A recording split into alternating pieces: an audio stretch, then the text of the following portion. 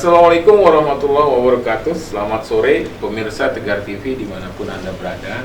Jumpa lagi kita dalam dialog spesial pada sore hari ini. Kali ini kita bersama Mas Slamet Riyadi, SIP MIP. Ayo. Mas Slamet Riyadi ini adalah Korwil PKH Provinsi Lampung II. Di sampingnya adalah mahasiswa Muhammad Juniardi, mahasiswa PKH jurusan KPI, Komunikasi Penyiaran Islam, atau nama lainnya mahasiswa dakwah ya, komunikasi ya, UIN Raden Intan Lampung. Ya, selamat sore Mas Slamet. Saya panggilnya Mas Slamet aja ya. Boleh. Siap. Kita buka masyarakat yang sudah di disinfektan juga dan sterilisasi. Siap. Ya, ini perlu penjelasan juga nih Mas Slamet. Ini PKH Lampung II ini apa ini dan bagaimana tugas dan fungsinya? Silakan Mas Slamet. Oke. Baik, Assalamualaikum warahmatullahi wabarakatuh. Waalaikumsalam. Kami pun Ya Bu. baik, terima kasih pertama atas kesempatan yang diberikan pada kesempatan kali ini. Izin mengenalkan ya, nama tadi sudah disampaikan, Slamet Riyadi. Tugas di Provinsi Lampung sebagai koordinator wilayah program Keluarga Harapan. Keluarga Harapan ya. PKH itu program Keluarga Harapan. Oh, nanti jangan iya. ini Bang, kadang-kadang meleset sedikit jadi PHK. Mirip itu gitu Iya, ya. iya. Nah, ini memang salah satu ya dari varian bansos ya, bantuan sosial yang diberikan oleh pemerintah gitu. Kementerian Sosial Ya, tepatnya di Kementerian Sosial gitu. Nah, PK sendiri lahir atau pertama kali diimplementasikan di Indonesia di tahun 2007. Dan 2007. iya, sampai eksis sampai dengan hari ini Itu di di tahun bawah 2002. kementerian siapa waktu itu ya? Tetap di Kementerian Sosial. Menterinya maksudnya. Oh, kalau menterinya awal mula Pak Bahtiar Camsyah ya. Oh, di awal itu. Jadi sampai sekarang program sampai itu sekarang jalan ini. terus Ya, ya, Mas alhamdulillah, Slamet ya? alhamdulillah masih jalan oke. terus. Nah, kalau secara pengertian program Keluarga Harapan, kalau kita mengacu di dalam Permensos ya, Peraturan Menteri Sosial nomor 1 tahun 2018, itu adalah bantuan berupa uang yang diberikan kepada keluarga penerima manfaat yang di SK-kan oleh Kementerian Sosial. Yang di SK-kan. Iya, yang di SK-kan gitu kan. Karena memang ada keluarga prasejahtera kadang menerima dan kadang tidak. Jadi yang menerima bansos ini adalah yang di SK-kan oleh Kementerian Sosial. Oke. Dan keluarga ini bersumber dari data terpadu kesejahteraan sosial sesuai dengan Undang-Undang 13 tahun 2011 tentang penanganan fakir miskin. Oh, ada berapa kalau di wilayah Lampung II atau di Lampung seluruhnya lah? Ya, kurang lebih ada sekitar 462.000 KK atau Penerima KPM manfaat. penerima manfaat di 15 kabupaten kota di Lampung. Untuk Lampung pertama kali diimplementasikan di tahun 2011. Oh, Jadi, program itu ya, mulai 2007 ya. secara nasional, Betul. tapi masuk Lampungnya 2011. Iya, jadi Gitu untuk ya? di Lampung di Iya. 2011 kemudian berkembang sampai dengan terakhir 2014 seluruh 15 kabupaten kota mengimplementasikan program Keluarga Harapan. Nah, bantuannya ini agak berbeda karena bansos itu jenisnya banyak begitu kan. Nah, kalau PKH ini bansosnya berupa uang tunai yang kemudian diberikan kepada KPM tadi yang sudah di-SK-kan oleh Kemensos, kemudian masuk ke dalam rekening yang masuk dalam kartu keluarga sejahtera KKS. Kadang-kadang masyarakat ini kan agak sulit dia membedakan karena kartunya sama, kartunya sama, warnanya merah putih, penyebutannya KKS, tapi fungsinya ada dua. Satu menerima bansos PKH, satu menerima bansos pangan atau sembako. Oh, gitu. Nah, masih nih berlangsungnya bansos? Masih, Karena alhamdulillah. saat ini kan kita mau lebaran bantuannya ini sangat dibutuhkan masyarakat Mas Slamet ya. Betul. Oke, lanjutkan. Nah ya, kemudian untuk di Lampung, alhamdulillah kami pelaksana PKH di Lampung ya bersama dengan Dinas Sosial Provinsi, Kabupaten Kota. Jadi leading sektornya kalau di PKH ini adalah Dinas Sosial. Di provinsi ada Dinas Sosial Provinsi, di kabupaten kota juga ada gitu. Di 15 kabupaten kota tadi sudah kita sampaikan memang jumlahnya variatif ya. Paling tinggi itu di Lampung Tengah, kemudian paling sedikit itu di Kota Metro gitu. Nah, kemudian beberapa capaian alhamdulillah Lampung ini sebenarnya secara geografis walaupun hanya 15 kabupaten, namun secara jumlah kita terbesar keempat. Oh, keempat nasional. Nasional gitu. Jadi di luar Jawa. Cukup besar lah ya. Cukup besar, Ya. paling besar di luar Jawa. Iya, Jadi iya. penerima PKH kita, ya KPM kita paling besar gitu kan. Beberapa capaian juga alhamdulillah cukup baik ya. Kita beberapa kali menjadi juara PKH Award dari Kementerian Sosial Lampung dan, itu ya? Lampung dari 2013, kemudian 14, 15.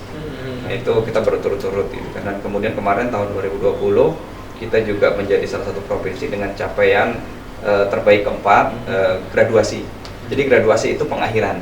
Jadi ada KPM itu menerima program selama kurun waktu tertentu, kemudian dia ketika ada perubahan kesejahteraan, maka dia harus keluar dari program. Oh iya, udah naik Nah, sudah naik status lah, ya. Lebih sejahtera. Betul, Iya. sederhananya begitu. Iya. Nah, Lampung alhamdulillah ada sekitar 48.000 yang tergraduasi atau yang terkeluar dari kebesaran PKH karena salah satu faktornya adalah sudah sejahtera. Enggak, awalnya tadi kan bicarain tadi sekitar 400.000 ya. 462.000 ya. 462.000. 62.000. Terus kemudian terdegradasi sebanyak 48.000. Graduasi namanya. Graduasi. Iya, graduasi keluar. Iya, tergraduasi keluar. Karena naik kesejahteraan. Iya. Sekitar berapa tadi? 48.000. Iya. Itu tahun berapa? 2020. 2020 Ya, ya. untuk yang 2021 memang dan 2022 kita belum terima rilis dari Mensos.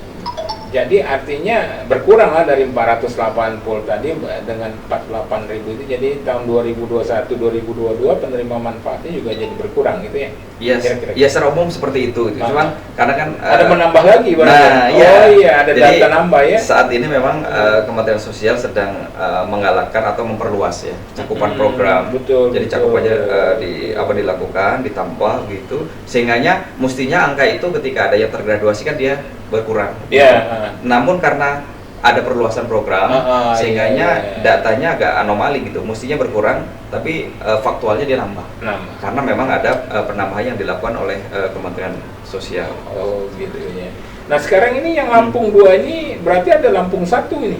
Iya, Apa iya. Jadi sebenarnya tidak ada dikotomi antara Lampung 1 dan Lampung 2 sebenarnya. Itu sebenarnya hanya untuk mempermudah koordinasi, kemudian pengendalian wilayah. Gitu. Pengendalian wilayah. Ya, Kita karena 15 kabupaten ya. Ada 15 kabupaten, kita dibagi dua, ada koordinator wilayah 1 dan kemudian koordinator wilayah 2. Kalau Mas Slamet ini koordinator wilayah 2, Lampung 2 ya. Iya, kebetulan di wilayah 2 yang mencakup Kota Metro, Pesawaran, Lampung Timur, Tulang Bawang, Mesuji, Waikanan dan Lampung Barat, 7 kabupaten. Ya. Gitu. Terus kalau Lampung 1 ya selain itu untuk wilayah Lampung 1. Sedangkan kalau kantornya sendiri itu kita Lampung 2 di daerah mana? Iya, untuk koordinator wilayah sebagaimana ketentuannya kita berkantor di Dinas Sosial Provinsi. Untuk di kabupaten kota itu ada jabatan koordinator kabupaten, kemudian ada administrator pangkalan data dan kemudian ada pendamping. Untuk koordinator kabupaten itu berkantor di Dinas Sosial Kabupaten Kota, untuk pendamping itu berkantor di kantor kecamatan. Menarik itu. Begitu. Ya, timbul pertanyaan dari masyarakat atau pemirsa Tegar TV lah khususnya, bagaimana caranya untuk menjadi terdaftar di Kementerian Sosial itu tadi ya? Untuk apa ini? Menjadi pelaksana program atau menjadi penerima? Penerima manfaat. Iya. Nah, ini memang yang sering kita temui gitu kan di lapangan juga kami di kantor ya, itu kan hilir mudik bahkan sampai di rumah ya, ada masyarakat juga datang ke rumah gitu menanyakan kenapa kami notabene keluarga prasejahtera tidak menerima, tapi ada warga yang secara ekonomi di atas mereka, tapi mereka justru menerima gitu. Nah, sebenarnya faktornya adalah pemerintah sesuai dengan tadi yang saya sampaikan Undang-Undang Nomor 13 tahun 2011 tentang penanganan fakir miskin, Kementerian Sosial dan pemerintah itu sudah sepakat menggunakan satu sumber data, yaitu data terpadu kesejahteraan sosial atau DTKS. Jadi bagi masyarakat yang memang dalam kondisi sulit atau keluarga prasejahtera, maka dalam ketentuan itu bisa melapor melalui perangkat desa terdekat atau kelurahan atau ke dinas sosial ingin mendaftarkan diri secara pribadi, boleh. Jadi secara aktif, boleh secara aktif mendaftarkan diri bahwa saya ingin mendaftar masuk ke dalam DTKS. Manfaat itu. Iya, ke data terpadu dulu. Data terpadu. Jadi masuk ke dalam database dulu. Nah, nanti setelah masuk ke dalam database, baru kemudian ke Mensos yang akan menentukan apakah yang bersangkutan ini akan menerima program A, program B, atau program C, sebagaimana kesesuaian dan kebutuhan dari keluarga tersebut. Kalau biasanya seleksinya seleksi administratif aja gitu, atau bagaimana? Ya di dalam data terpadu itu sudah diinput semuanya. Oh iya. Jadi di dalam data DTKS itu, Iya. nah mekanismenya nanti ketika masyarakat itu datang ke desa atau ke kelurahan, ada namanya operator SIG-NG. Nah, operator SIG gitu ya. Nah, cuma memang agak sulit penyebutan ini karena banyak singkatan di Kementerian Sosial ini, gitu kan. Tadi udah PKH, gitu kan, DTKS, kemudian SIG-NG, apalagi kan begitu. Nah, menarik. Iya. Jadi masyarakat datang bisa menemui di kantor kepala desa ataupun yang lain. Tepatnya sebenarnya operator SIG ya. Datang membawa KTP KK, ya kemudian nanti akan diinput ya.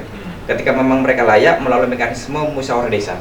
Jadi tidak serta-merta. Iya, musyawarah Ya, desa. Iya, jadi tidak serta-merta gitu kan, karena nanti akan di-ranking di kelurahan itu. Iya, ya kan, iya, benar iya. nggak si A si B ini memang prasejahtera. Betul. Nah, kalau ketika memang mereka ini masuk dalam kategori keluarga prasejahtera, maka baru nanti kepala desa dan sebagainya, tokoh-tokoh menandatangani yang disebut dengan musyawarah desa. Nah, setelah itu baru petugas tadi itu operator SIG menginput. Nah, setelah menginput datanya kan masuk. Nah, nanti bisa dicek apakah dia masuk dalam DTKS atau tidak. Nah, setelah itu baru kemudian nanti daerah itu juga bisa mengusulkan misalkan dia membutuhkan program PKH atau program Indonesia Pintar atau yang lain. Nah, kira-kira seperti itulah gambaran dari program keluarga harapan.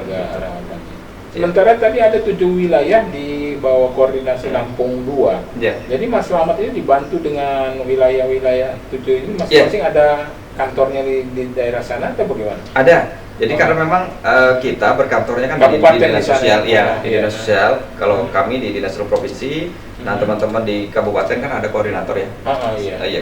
Apa namanya? Saya tim di bawahnya itu pertama adalah koordinator yang langsung di bawah koordinasi Korwil. Itu ada koordinator kabupaten. Nah, koordinator kabupaten ini di backup oleh tim juga yang namanya administrator. Administrator itu kemudian juga di tingkat kecamatan itu ada namanya pendamping sosial. Nah, inilah yang bersentuhan langsung dengan penerima manfaat atau KPM PKH. Menarik ini Mas Slamet. Tapi sebelum kita akhiri sesi 1 ini, pertanyaan terakhir nih sesi 1 ini Mas Slamet. Kalau misalnya tadi kan dalam bentuk rupiah gitu tadi, itu sekitar berapa per bulan atau bagaimana? Sesuai dengan bisnis prosesnya program keluarga harapan itu bansos PKH itu diberikan setiap 3 bulan sekali. 3 bulan sekali. Iya, setiap 3 bulan sekali gitu kan. Nanti pasti udah ramai lah gitu. Sekarang ini penerima manfaatnya sudah pintar. Karena memang salah satu tugas dari pendamping sosial PKH itu memberikan edukasi. Ya kan sekarang kan sudah pegang ATM ya. Dan kenapa ATM ini? Agar KPM ini cepat dan kemudian lebih mudah dalam menggunakan memanfaatkan bantuan itu gitu kan. Nah, sekarang ini kadang-kadang belum jadwalnya bantuan ini turun, mereka sudah ngecek duluan. Jadi masuk dulu KPM dicek. Artinya manfaatnya sangat ditunggu-tunggu gitu. Ditunggu. Jadi memang yang kedua mungkin juga perlu diketahui bersama bahwa PKH ini agak berbeda. Jadi kalau mungkin program yang lain, contoh misalkan program Indonesia Pintar, itu ketika dia jenjangnya SMA atau SMP atau SD, maka yang diterima sama setiap anak. Tapi untuk PKH ini berbeda, karena dia sesuai dengan komponen tadi, ya kan? Karena PKH ini program bantuan sosial bersyarat. Syaratnya keluarga prasejahtera betul. Yang punya anak balita atau ibu hamil atau anak SD, SMP, SMA, lansia berat. Sama satu lagi adalah disabilitas 70 tahun. Nah, ketika memenuhi syarat salah satunya saja, maka dia akan menjadi peserta PKH. Nah, kalau misalkan keanggotaan tadi hilang, komponen hilang, maka dia bisa tergraduasi. Tergraduasi karena syarat, karena memang PKH ini adalah program bersyarat. Mas Slamet Riyadi ini cukup menguasai materi soal PKH ini udah memang selama pertama kali di Lampung ini sampai sekarang atau bagaimana ya? Ya kebetulan begitu. Jadi gitu dari 2011 itu ya? Ya, jadi udah sekitar berapa? 11 tahun ya? Cukup lama. Cukup lama. Ketiga tahun menjadi pendamping dan sisanya menjadi pengalaman ya. Iya. Oke, nanti kita lanjutkan ya. Mas Slamet Riyadi ini kebetulan juga hadir siapa? Muhammad Juniardi. Ya, penerima manfaat juga barangkali. Nanti kita jelaskan ya. Kita masuk sesi kedua. Ya, pemirsa Tegar TV dimanapun Anda berada, kita akan lanjutkan dialog spesial kita bersama Mas Slamet Riyadi SIP MS MIP bersama Muhammad Juniardi. Slamet Riyadi ini adalah Korwil PKH Provinsi Lampung 2. Jangan kemana-mana pemirsa, tetap di Tegar TV.